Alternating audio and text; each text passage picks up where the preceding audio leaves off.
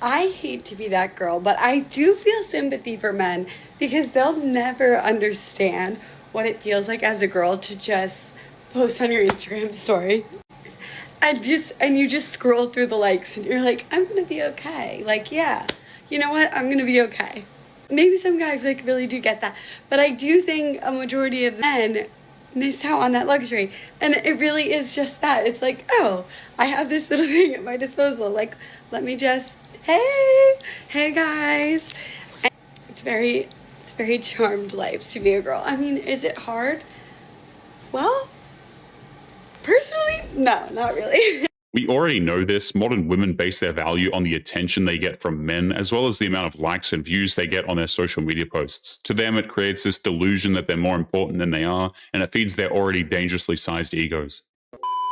Modern women have become far too bold, and they have just completely destroyed themselves, it seems. Let's jump right into it. If you invite me over to your house, right, under the false pretense of just hanging out and catching up and having a drink, and then halfway through my drink, I'm having a great time, and you decide to bring out a game, like a board game. Sorry, I just want to stop. Are you noticing how often this woman is touching her hair? Like, just watch as she goes. She's constant there. Like, she's like flicking it back. She's like stroking it and adjusting it. When women are talking, pay attention to this kind of stuff because this is a very specific behavior. This is called preening.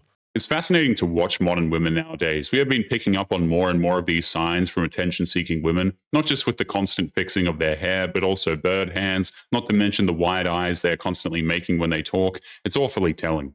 I guess she's like constantly adjusting her appearance, and it's designed to like draw attention to herself, you know, to make herself like the focus of is her beauty. Like, hey, look at my hair, you know, just notice what I'm doing. See that? This clip is only 20 seconds in and she's done it like 3 times already. It's not surprising that she did this with her hair that many times in 20 seconds. TikTok, Instagram, and YouTube has made these women feel like they're somehow the main character of life and they always need to be the focus of everyone's attention. It's actually just an addiction to them. Don't you think that that's a lot of times that you would be touching and adjusting your hair if it genuinely needed, you know, fixing? How often do you touch your hair? You got to pick up on clues like this with women because it's this kind of unconscious like, body language that actually tells you a lot about who she is, how she thinks about herself, what her values are, what she wants from a situation. It gives you a lot of context. Like she says that she just wants to drink and hang out and she's having a good time. But what does she mean by drink and hang out? Well, you can kind of infer from all of the preening and the grooming that it means that she sits there drinking and she's the focus of your attention.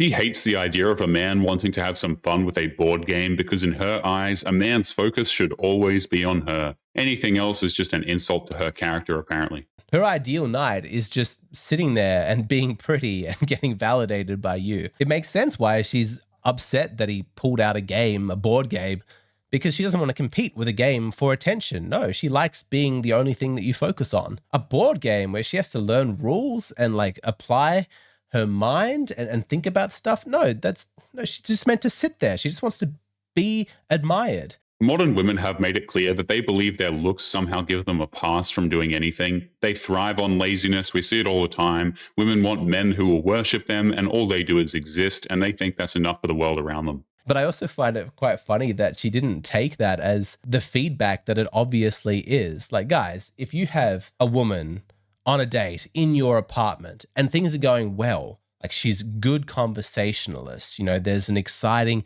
energy, it's really dynamic, it's interesting, you're like excited to get to know this person more. Is that the point where you pull out board game? No. You do that when the evening is dull, when her company is really lackluster because she's so boring that you want to introduce some element of novelty just to make it more interesting for yourself. She's having a good time. She's like, no, this is great. I was having a good time. Like, yeah, because you just get to sit there and do nothing.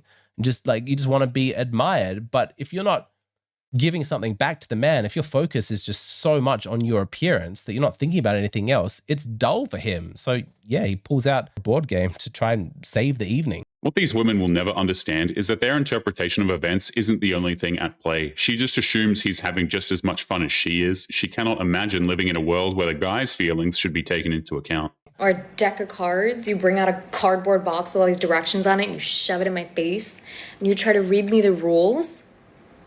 Do not read me the fucking rules. I'm not gonna play. I was just starting to enjoy myself. I was just getting the tea. You want to bring that all to a crashing halt to play in some little world with some little rules that don't matter? Like, I don't understand. And I don't care if that makes me the bad guy. I don't care if every single person in the room wants to play. I won't do it.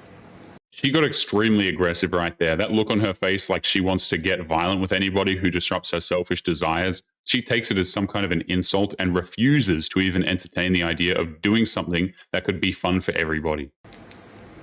Call the police.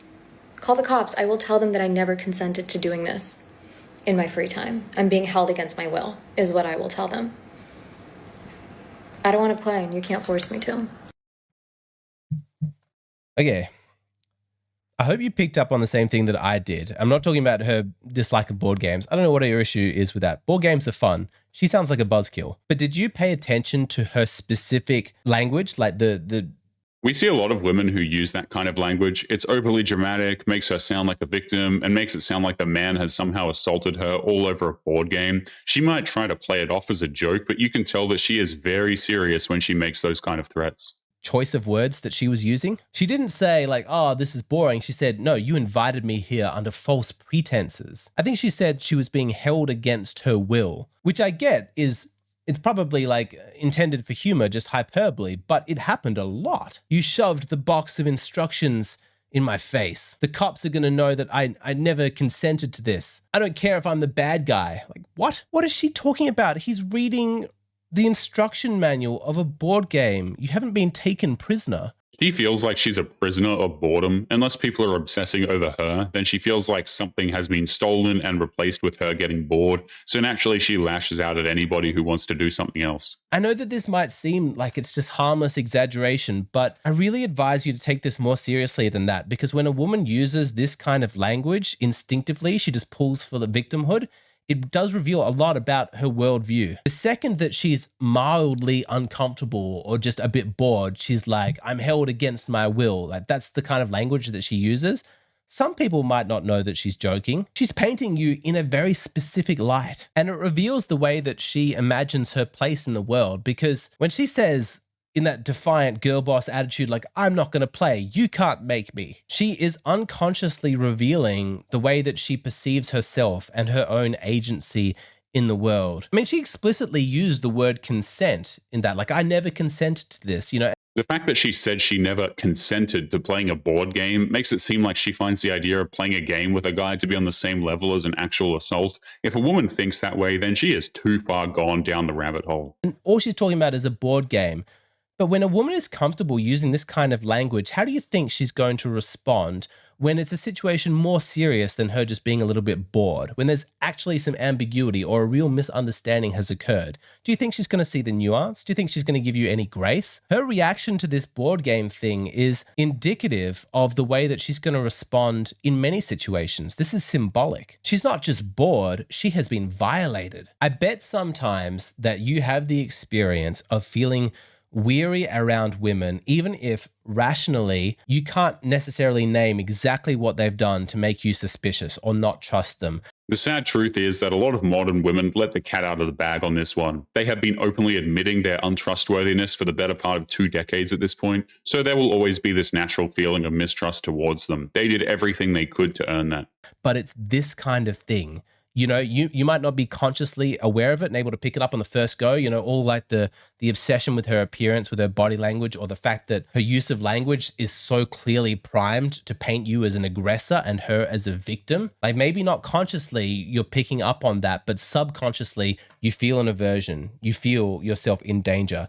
Trust that feeling. If there's a woman in your life, like a colleague or one of your friends' wives or something like that, and you just get a bad feeling around her, there's probably a reason. It's worthwhile examining maybe some of the more subconscious things that she does, like her language choice, to try and find out if you actually can rationally defend this suspicion that you have. But even if you can't figure it out, trust your gut. Some women are broadcasting that they are not safe. They're telling you who they are. Believe them. Because if you're in a relationship with a woman like this, how are you ever really going to feel safe? Men have to be extremely careful around modern women nowadays. Outside of the disrespect, some of these women are just straight up out of their minds, and women like this will try to make things worse by trying to falsely accuse you over something as innocent as a board game. Next time I go to the beach, y'all better hide your man. Hide your man, because I do not want to see them at the beach. There's something so deeply uncomfortable about a woman laughing at her own joke, especially when the joke seems to be her. Like the punchline of that was that she's sexist. Like clearly she is the joke, but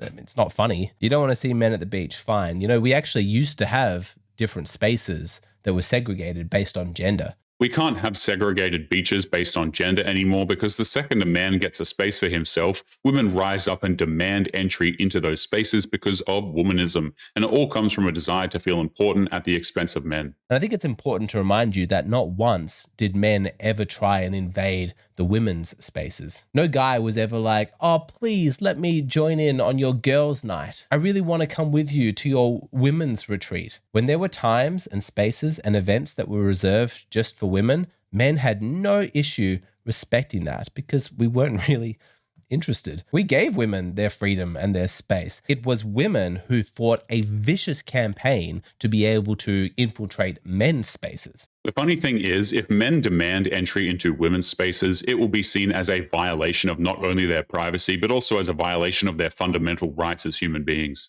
There used to be bars and clubs and workplaces that were reserved only for men, but all of them have been systematically dismantled by women. You don't want to see men at the beach, okay, but we all know what would happen if we did have a men's beach and a woman's beach. On the men's beach, you'd have guys like surfing and fishing and snorkeling and building epic sandcastles and playing beach volleyball. It would be a good time. You know, they'd be doing a bunch of really cool shit. And if you go to the women's beach, a lot of them wouldn't even go in the water.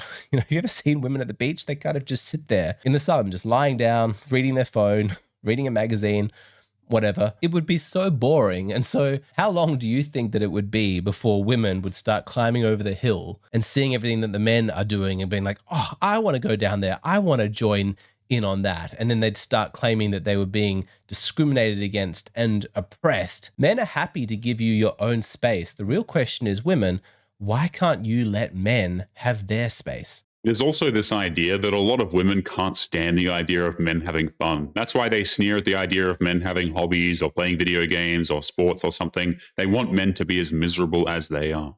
But anyway, guys, we are going to be leaving today's episode there. Don't forget to subscribe on your way out. Click this video that's up on the screen now if you want to see more. Take care of yourselves, and I will see you all in the next one. Peace.